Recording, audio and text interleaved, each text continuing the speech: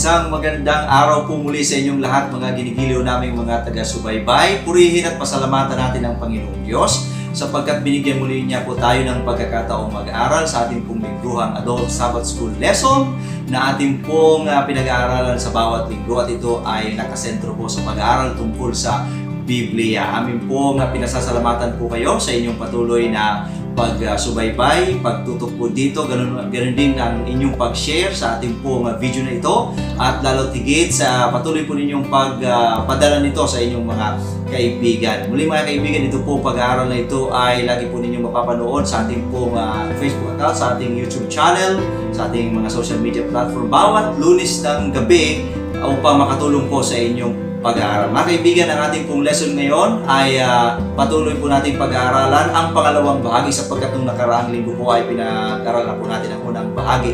Ang title po ng ating lesson ngayon ay Paglalang, Genesis bilang pundasyon, ikalawang bahagi. Tayo po ngayon ay nasa ikasyam na lesson na po sa ating pag-aaral mga kaibigan.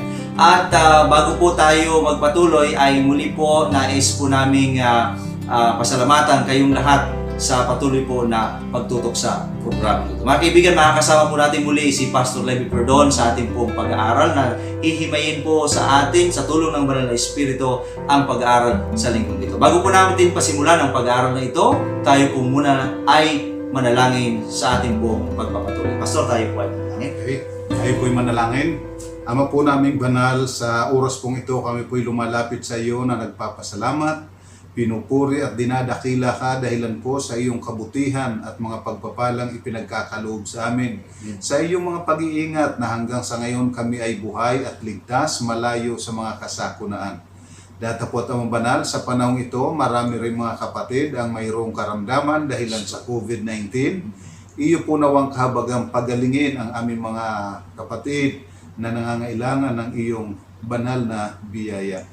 At marami po ay nalulungkot dahilan sa pagkawalay sa kanilang pamilya, dahilan po sa lockdown. Amang banal, amin pong pakiusap na iyong patuloy na aliwin at bigyan ng kasiglahan ang bawat isa na huwag po kaming labis-labis na mag-alala sa kalagayan ito. At ang ilan po ay nalulungkot dahilan sa pagkawala ng kanilang mahal sa buhay. O amang banal, amin pong inilalapit sa iyo na patuloy pong ang iyong banal na espiritu ang maging malapit sa kanila upang sila ay aliwin, at ang iyong banal na anghel ang makasama nila upang sila ay patuloy na ingatan at ilayo sa mga kasakunaan.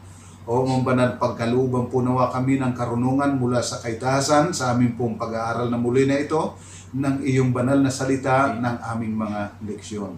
O amang banal, ang pagpapala nawa ng kalangitan pakamtam sa bawat isa sa amin, sa ngalan po ng aming Panginoong Jesus. Amen. At mga kaibigan, muli po tayo nakasisiguro na ang Banal na Espiritu ay sinugo ng ating Panginoong Diyos upang tayo ay samahan sa pag-aaral po na ito. Mga kaibigan, tulad po ng aming binanggit, ang pag-aaral natin ngayon ay ang ikalawang bahagi ng sinimulan po nating pag-aaral noong nakaraan pong linggo. Kaya tulad po ng dati po nating ginagawa, ay hahatiin lamang po natin sa apat na bagay ang ating pag-aaral sapagkat marami po tayong babanggitin dito. Ngunit para mas lalo nating maunawaan ay apat na bagay lamang po ang ating pag-uusapan. Una sa lahat ay pag-uusapan po natin ang tanong na itinuturo ba ng Biblia ang isang sinauna at hindi siyentipikong pananaw sa pag-aaral sa kalawakan? Yan po ang isang bagay nating tutuunan ng pansin. Gayun din po ating pag-uusapan ang ilang taon na nga ba ang mundo na ating ginagalawan, mga kaibigan. Pag-uusapan po natin yun ngayon.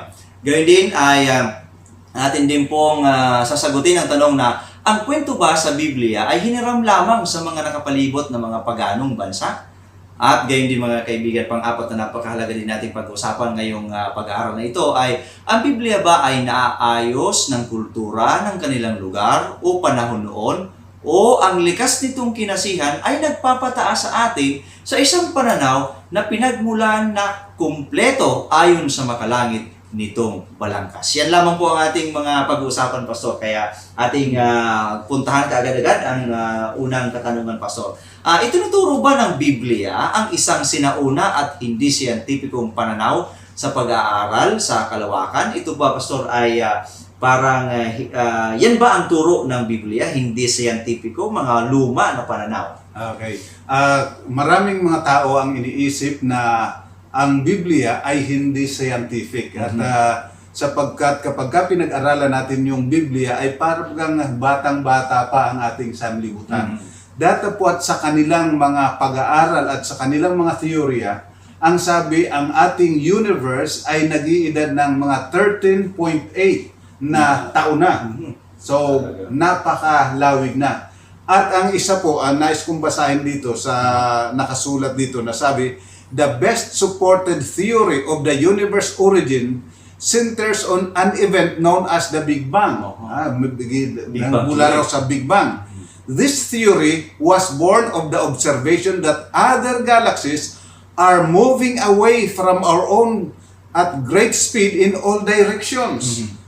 As if they had all been propelled by an ancient explosive force. So, isipin mo gaano kalakas na Puwersa. bang talaga yun. Kasi isipin mo, 13.8 billion years, pero tuloy-tuloy pang tumatakbo.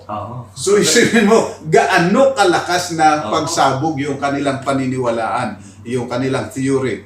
Ang wika pa, a Belgian priest named George Lemaitre first suggested that the Big Bang theory in the 1920s when he theorized that the universe began from a single primordial atom.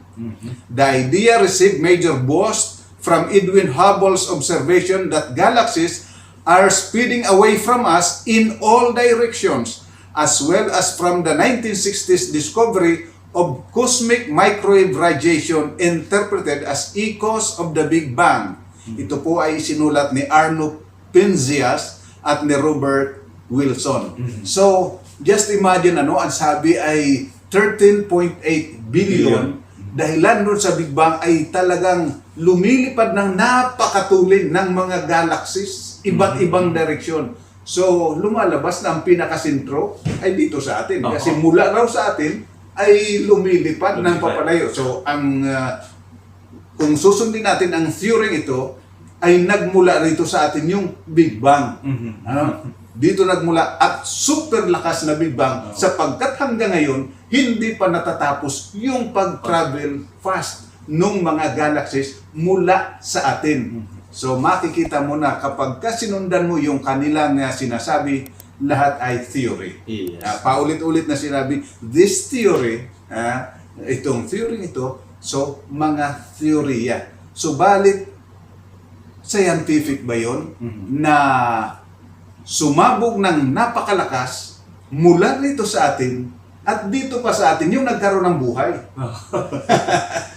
So isipin mo kung gano'ng kalakas. So kung titingnan natin sa Biblia, diyan sa Genesis 1 hanggang 31, makikita natin yung paglalang ng mahal na Diyos ng pasimula nilalang ng Diyos ang langit at ang lupa. At kapag tiningnan natin itong tala na ito sa Genesis 1, makikita na natin na parang mas scientific ito kaysa rin sinasabi nila. Mas simple. Simple at scientific. Kasi papaanong nangyari na dito nagmula yung napakalakas na pagsabog, pagkatapos dito pa yung nagkaroon ng buhay. At kung iyong pag-aaralan, lahat ng buwan, lahat ng bituin, lahat ng planeta, lahat kumikilos, may kanya-kanyang speed, may kanya-kanyang gravity, datapwat, hindi naghihiwa-hiwalay. Talagang yung distansya, maintain. So, ibig sabihin, talagang ito ay mayroong puwersa na nagkukontrol. Sapagkat isipin mo na lang itong ating sanglibutan, ang takbo niya ay 1,800 kilometers per hour. Hindi kaya yan ng mga eroplano, yung bilis na yon. Sa bigat ng ating mundo, umiikot nung ganong kabilis, pero hindi tumitikal doon sa layo sa araw. Kung ano yung kanyang layo noon hanggang ngayon, nananatili. Kaya hindi tayo na-frozen kasi hindi lumalapit, hindi lumalayo. Hindi naman nasusunog kasi hindi tayo lumalapit doon sa araw. So kung iyong pagmamasdan, lahat ay orderly. Kapag pinagmasdan ninyo sa teleskopyo, yung bawat galaxy na sinasabing tumatakbo papalayo sa atin, pero bagamat papalayo sa atin, yung kanilang kilos ay orderly. So, alin ngayon ang scientific? Yung Big Bang? o yung sinasabi sa banal na kasulatan ng pasimula, nilikha ng Diyos ang langit at ang lupa. So makikita natin na kapag ating tiningnan ang tala dyan sa banal na kasulatan, ay makikita natin na more scientific at mas madaling maunawaan, mas magaan na tanggapin. Ang sabi dyan, yung lalaki at babae, nilikha. Kung aksidente, paano naging aksidente? May lalaki, may babae. Oo. Ha? Tama. Aksidente lang. Nagkataon, napaka-imposible. Ang sabi, kayo'y magpalaanakin. Oh. Paano naging aksidente yun? Kung aksidente lang, paano natin nalaman na ganun pala ang function ng lalaki at ganun ang function ng babae?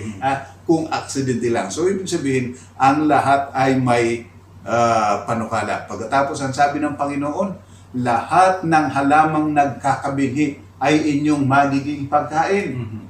At kapag pinag-aralan natin, scientifically, ito talaga ang pinakamabuting pagkain. Kaya kapag ikaw ay may sakit na at kinakailangan mo ng maintenance, sasabihin sa iyo, tigilan mo na yan, ito na ang kainin mo, prutas at gulay, at damihan mo ang kain mo ng prutas at gulay kasi nandito ang sustansya. So makikita natin na yung pagkain pa lang na sinabi sa Genesis ay very scientific.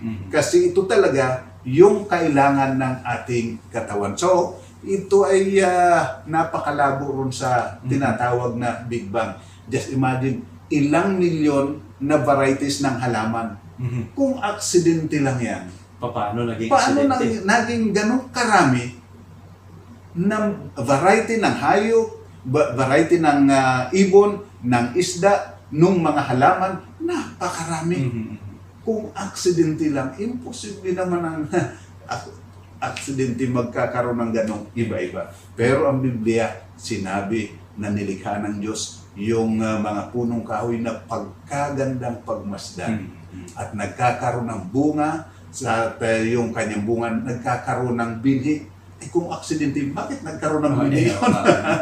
So, bakit nagkabinhi? So, mga minamahal, mas maliwanag po na ang Biblia is more scientific than the theory of the scientist. Amen. No? Kaya po, dito Pastor, napatutunayan natin na para bagang ang sinasabi ng iba sa nagpapalabas ng mga teorya, sapagkat ito'y teorya, parang napag-aralan nila, na-analyze nila, pero ang labas nito, Pastor, ay mas magulo kaysa doon sa kung ang paniniwalaan natin ay kung ano ang sinasabi ng Biblia. Yes. Sapagkat itong mga ililahad nating ebidensya ngayon ay kung titingnan natin doon sa tinatawag, Pastor, na common sense, sa sentido komon, mas napakaliwanag kung ang pag-uusapan natin ay meron talagang isang makapangyarihan ng Diyos na nagkukontrol ng mga bagay na ito. Yes, sapagkat talagang iisipin mo yung mga napakalalaking nilalang diyan sa kalangitan. Lahat kumikilos, iba-ibang speed, iba't iba ang laki ng kanilang orbit, pero kwentado lahat na hindi naghihiwa-hiwalay. Ang pagka-engineer niya ay Oo. talagang perpekto. Ay kung aksidente yun, paano nangyari aksidente? Amen. Naging orderly. Ayan. Kaya mga kaibigan, ating kalimutan yung bagay na yan na ituon natin dito sapagkat ito ang katotohanan na sa ating pag-aaralan po. So tayo ngayon ay dumako doon sa pangalawang tanong na ating pong sasagutin. Pastor, ilang taon na nga ba itong mundong ito? Ito isang tanong din na pinag-uusapan ng marami at marami din ang nalilito dito, Pastor. Ngayon, paanda rin naman natin yung common sense dito sa usapin na ito. Yan. Kapag yung tiningnan dyan sa chapter 5, kaya lang medyo mahaba, kapag binasa natin lahat, baka hindi natin matapos sa tamang oras yung ating pag-aaral. So, isusummarize na lang natin. Ang sabi sa banal na kasulatan, kapag pinag-aralan natin, si Adan 130 years old nang ipanganak niya si Seth. Okay? So, 130 years. Pagkatapos 105, si Seth nagkaroon ng isang anak na ang pangalan ay si Enos. Noong 90 years old si Enos, naipanganak naman si Kenan. At nung 70 years old si Kenan, ay naipanganak si Mahalalel. At si Mahalalel, 65 years old, nung ipanganak si Jared. Pagkatapos si Jared naman, 162 years old, nang ipanganak si Enoch. At si Enoch ay 65 years old nang ipanganak si Matusalem. At si Matusalem ay 187 years old nang ipanganak si Lamech. At si Lamech naman 182 nang ipanganak si Noe. At si Noe 600 years old nung dumating yung baha. So kapag kakuninta natin yan, magmula pala sa creation hanggang doon sa baha sa panahon ni Noe ay 1,656 years lang. Alam mo, ito ay isa rin naman na dapat na unawain natin mabuti kasi mayroong mga nagsasabi nung unang panahon na every 2,000 years daw may nangyayari. Creation to flood, 2,000 years.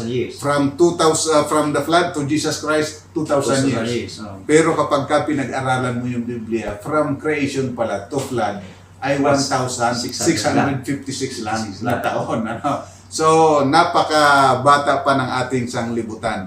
At kung paano naman tayo nagkaroon ng iba't ibang wika, nagkaroon ng iba't ibang lahi, mababasa mo naman dyan siguro. Basahin natin sa chapter 11 ng Genesis, verse 1 to 6. Noon ang buong lupa ay iisa, ang wika at nagkakatulad ang salita. Ang kanilang paglalakbay sa silanganan, nakatagpo sila ng isang kapatagan sa lupain ng Shinar. At sila'y tumira doon. At sinabi nila sa isa't isa, "Halik kayo, tayo'y gumawa ng mga tisa at ating lutuing mabuti, at ang kanilang bato ay tisa at alkitran ang kanilang simento." Sinabi nila, "Halik kayo, magtayo tayo ng isang lungsod at isang tore, ang alituktok nito ay hanggang sa langit.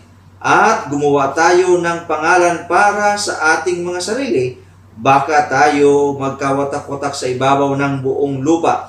Bumaba ang Panginoon upang tingnan ang lungsod at mga tore na itinayo ng mga anak ng tao. At sinabi ng Panginoon, "Tingnan ninyo, sila'y iisang bayan at may iisang wika, at ito ay pasimula pa lamang ng kanilang gagawin, at ngayon walang makapipigil sa anumang kanilang binabalak gawin." So, makikita mo diyan nang sinasabi noon iisa ang wika. Ngayon napakarami dito lang sa atin sa Pilipinas, yung Bicol lang napakaraming ng Bicol. Yung Tagalog, iba-iba rin yung Tagalog. So yung Bisaya, iba-iba rin, napakarami rin. So kung by accident, malaking question na naman yan. Paano iba-iba ng lingwahe? Kung accident lang na nagkaroon ng tao, at bakit nagkaroon ng iba't ibang lahi. Samantala kung iyong paniniwalaan yang nakatalad dyan sa banal na kasulatan, makikita mo nun daw ay isa. Pero kinonfuse ng Panginoon ang kanilang wika dahilan sa nagkakaisa sila, pero ang pagkakaisa nila ay patungo sa paggawa ng hindi ayon sa kalooban ng Diyos. So para mapigilan yung kanilang paggawa ng mga bagay na labag sa kalooban ng Diyos, ikinonfuse ng Panginoon yung kanilang lingwahe. At magmula ron, sila ay nangalat dahil hindi na sila magkaintindihan. Siyempre, mahirap naman tumira sa hindi mo maintindihan ng salita. So nagkanya-kanya sila. At pagdating sa iba't ibang mga lugar, may kanya-kanyang climate. So pati yung kulay, mag-iiba siyempre. Yung source ng food, iba-iba na rin. So, siyempre, kapag ka napunta ka ron sa medyo desierto, medyo pupunggo ka talaga kasi kulang sa pagkain. So, dito, nagkakaroon ng kaliwanagan. Mas maliwanag ang Biblia kung pag-aaralan natin yung kasaysayan ng tao, yung gulang ng ating sanglibutan, mas napakahalaga at mas madaling unawain sa banal na kasulatan kaysa ron sa teorya na sinasabing 13.8 billion. At kapag tinuloy-tuloy natin ang pagbabasa sa Biblia, makita natin diyan na magmula ron sa baha kay Noe to 192 years ay ipinanganak naman si Abraham. Pagkatapos, unong 100 years old si Abraham, ipinanganak si Isaac. So kapag ka idinagdag mo yon hanggang doon kay Isaac ay 2,048 years pa lang. Kay Isaac.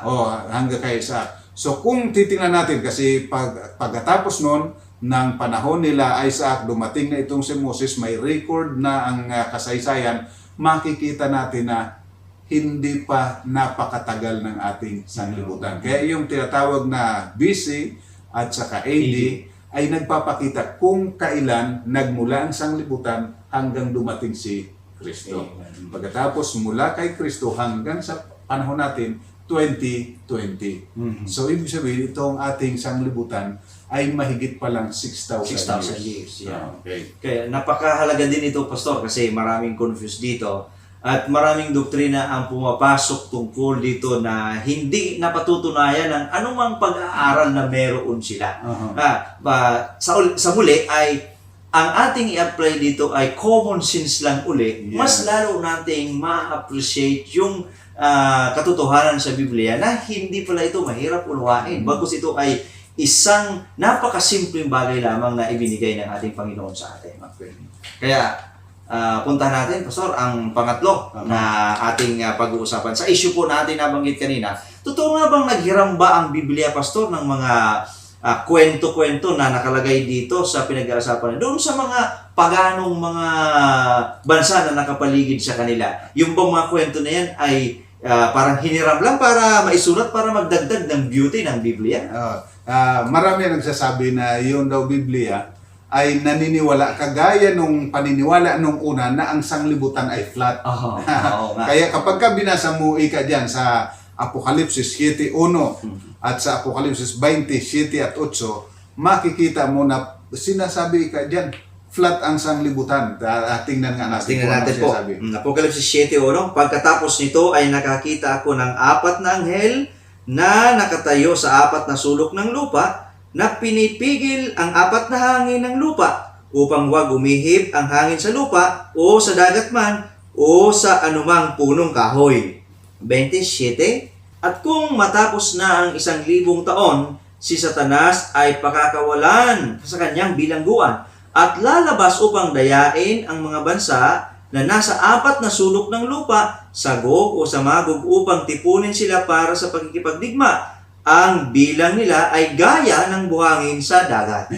So makita mo ika dyan, sinasabi 4 na sulok. So ibig sabihin, flat kudrado pala yung lupa. Parang ganun ang sinasabi. So balit kapag nilaliman mo ang pag-aaral sa banal na kasulatan, makikita mo na hindi pala flat yung sinasabi ng ating sanglibutan. Kapag binasa mo dyan sa Job 26:7 at 10, iniuunat niya ang hilaga sa ibabaw ng walang laman at ibinibitin ang daigdig sa kawalan. Ibinabalot niya ang tubig sa kanyang makapal na ulap at ang ulap ay hindi nito napupunit. Kanyang tinatakpan ang mukha sa kabilugan ng buwan at inilaladlad ang kanyang mga ulap sa ibabaw niyon.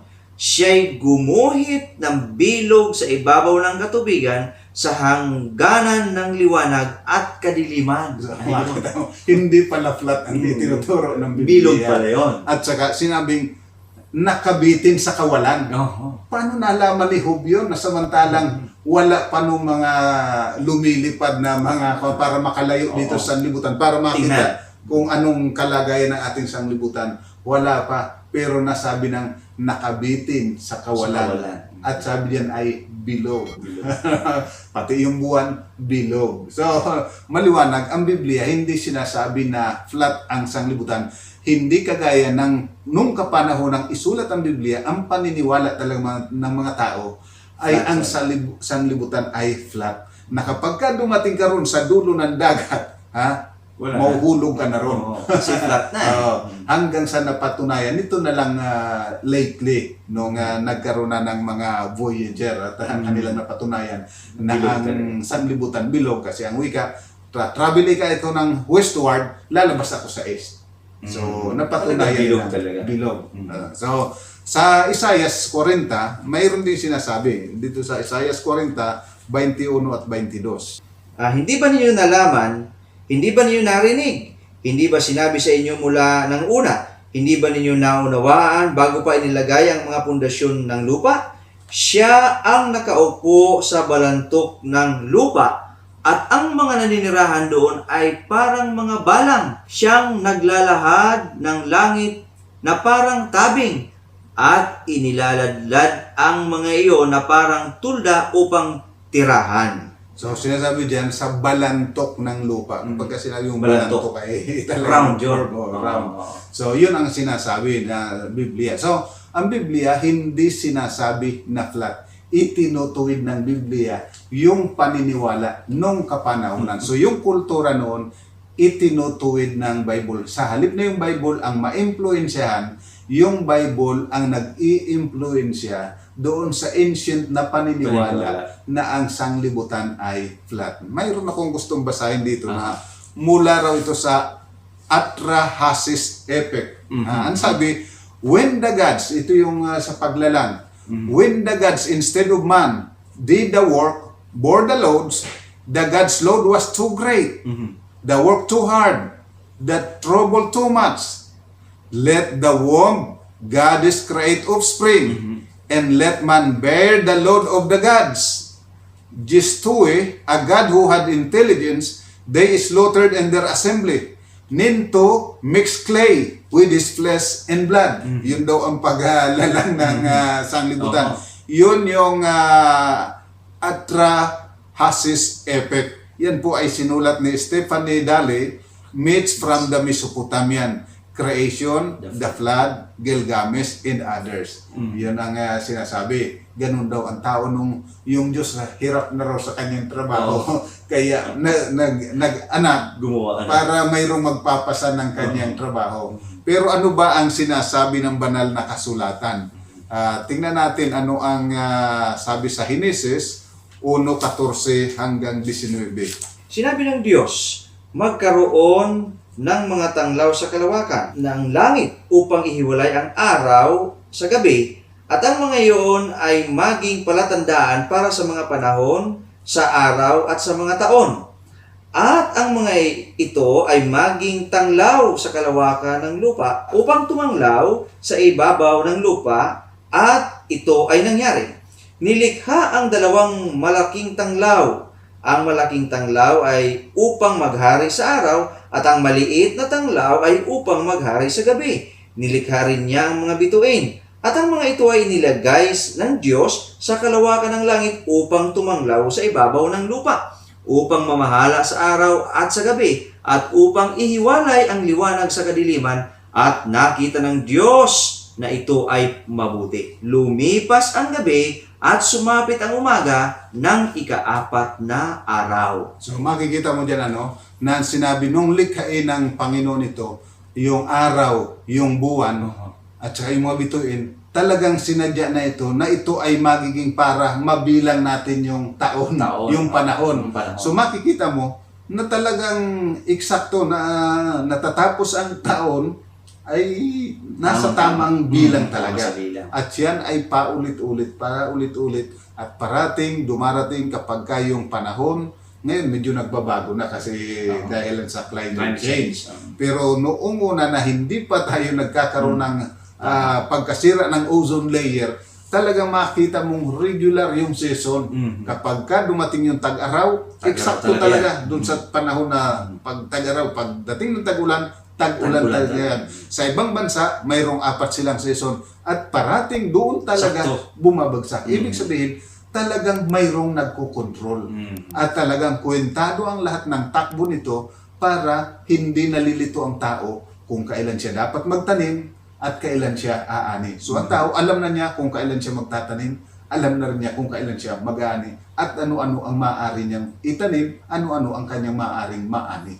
So makikita mo, talagang well-planned ang pagkagawa ng ating sanglibutan. Hindi kagaya nung sinasabi doon sa Epic, na nahirapan na yung Diyos. Kaya binibay na tao. Binigay na sa mga tao. Pero tingnan natin, paano ba nilikha ang tao ng Diyos? Genesis 2:7.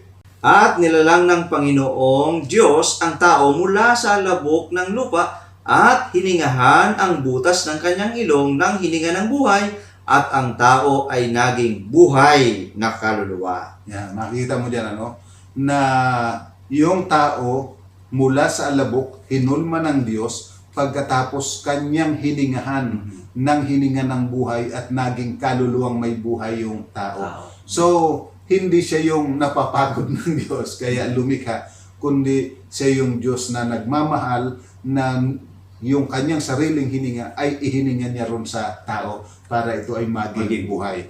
At kapag binasa pa natin yung mula sa talatang 18 hanggang 24, ganito po ang pagkasabi. At sinabi ng Panginoong Diyos, hindi mabuti na ang lalaki ay nag-iisa. Siya'y igagawa ko ng isang katuwang na nababagay sa kanya. Kaya't mula sa lupa ay nilalang ng Panginoong Diyos ang lahat ng mga hayop sa parang at lahat ng mga ibon sa himpapawid at dinala sa lalaki upang malaman kung anong itatawag niyon sa mga iyon. At anuman ang itawag ng lalaki sa bawat buhay na nilalang ay siyang pangalan nito. At pinangalanan ng lalaki ang lahat ng hayop at ang mga ibon sa himpapawid at ang bawat hayop na sa parang. Subalit para sa lalaki ay walang nakitang katuwang na nababagay sa kanya.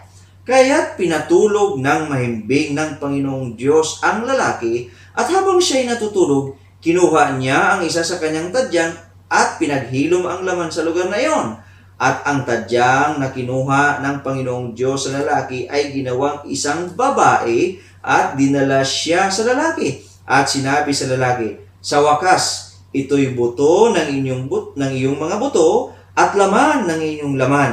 Siya'y tatawaging babae sapagkat sa lalaki siya kinuha. Kaya't iiwan ng lalaki ang kanyang ama at ang kanyang ina at pumipisan sa kanyang asawa at sila'y magiging isang laman. so makita mo na yung pagkalikha ng tao, yung pagkalikha ng babae ay talagang hindi aksidente, talagang sinadya. At makikita mo naman magmula noon hanggang ngayon, yun talaga yung nasusunod, isang lalaki, isang babae, magpapakasal, iiwanan yung kanilang pamilya, yung kanilang mga magulang, at sila ay magiging isa. Kung isipin mo, ay parang imposible kasi hindi kayo magkaano-ano pagkatapos kayo magsasama. Pero makita mo diyan At napakaganda makita natin na ang tao nilikha ayon sa wangis ng Diyos. Hindi kagaya nung paniniwala ng mga teorya na nagmula sa isang amoeba, nag-develop ng konti, nag-develop uli, hanggang sa naging tao. Ay ang tanong ay bakit naging lalaki at babae? Oo nga. So, Mahirap yun. kung nagmula lang doon, paano nangyari? Dapat pare-pareho na. Kung lalaki Oo. lahat. So, napaka-imposible nung sinasabi nila na evolution. Napaka-imposible nung sinasabi nilang aksidente. Makita mo na ang lahat talaga ay nakaplanong mabuti sa isipan ng Diyos. At nilikha niya na mayroong kalayaang umibig. May isipin mo nga, napakahirap. Siguro kung aksidente ay saan magkakaroon ng pag-ibig? Amen. Mahirap. Bakit nagkaroon ng pag-ibig? Sapagkat ang Diyos ay pag-ibig. Eh. So, kung ating po pag-aaralan, mas malinaw ang sinasabi ng Biblia kaysa sa mga teorya. Amen. Napatutunayan natin ulit mga kaibigan na mas nakakapagod pong pagmasdan at paniwalaan yung mga sinasabi ng mga teorya. Yeah. Kung ang Biblia ang pag-uusapan, napakadali lamang. So, at yun mga kaibigan, ang ating pong pag-aaral sa linggong ito. Sa ating pong pag-aaral ay ating pong napatunayan na mas rasunable ang Biblia kaysa mga scientific na teorya ng mga matatalino sa mundo. Ating napatunayan na ang mundo ay bata pa, ito ay taliwas sa paniniwala ng iba. Pang-tatlo po ay ating pong napatutunayan na ang Biblia ay itinutuwid ang mga sinaunang paniniwala. Na-discuss po natin yan. At pang-apat ay napatunayan po natin na ang Biblia ay inilalagay na marangal ang ating pinagmulan at kanyang ipinakikita na tayo ay meron pong mahalagang patutunguhan at hindi tayo aksidente lamang na nalalang dito sa lupang ito. Mga kaibigan, maraming salamat po at bago po tayo magpaalam, tayo po muna ay manalangin sa pamamagitan po ni Pastor. Pastor, tayo manalangin. Okay. Ama po naming banal, salamat sapagkat ikaw ay aming Ama, ikaw ay Diyos siyang lumikha ng buong sanglibutan at ng buong sansinukob.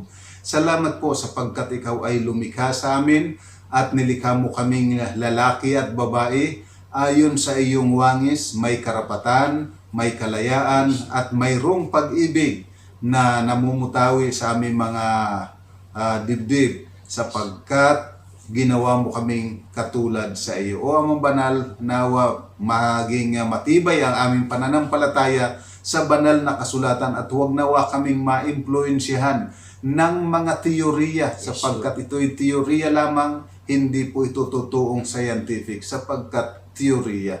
At ang iyong banal na salita, kung talagang pag-aaralan at gagamitin ang tamang pag-iisip, ay higit na mapapatunayan at higit na scientific at ito ay talagang kapanipaniwala. O Amang Banal, tulungan po naman kami na magkaroon ng ibayong tiwala sa iyong kapahayagan, sa iyong banal na salita at aming sundan ang lahat ng iyong mga kalooban at ang mga kautusan, palibhasang ikaw na Diyos ang siyang lumikha sa amin, nakakalam ng pinakamabuti para sa bawat isa sa amin. O pagpalain mo po nawa ang aming mga kapatid, patuloy na pagpalain ang aming pananampalataya sa ngalan po ng aming Panginoong Jesus. Amen. Mga kaibigan, maraming salamat po sa inyong patuloy na pagsubaybay sa ating pong programa, mga kaibigan. Muli po namin kayong inaayahan sa susunod po nating pag-aaral. Ang susunod po nating pag-aaral ay may pamagat na ang Biblia bilang kasaysayan at muli po tayo magsasama-sama sa pag-aaral na ito. Maraming salamat po sa inyong pagtutok at pagpalain tayo ng ating Panginoong Diyos sa araw na ito.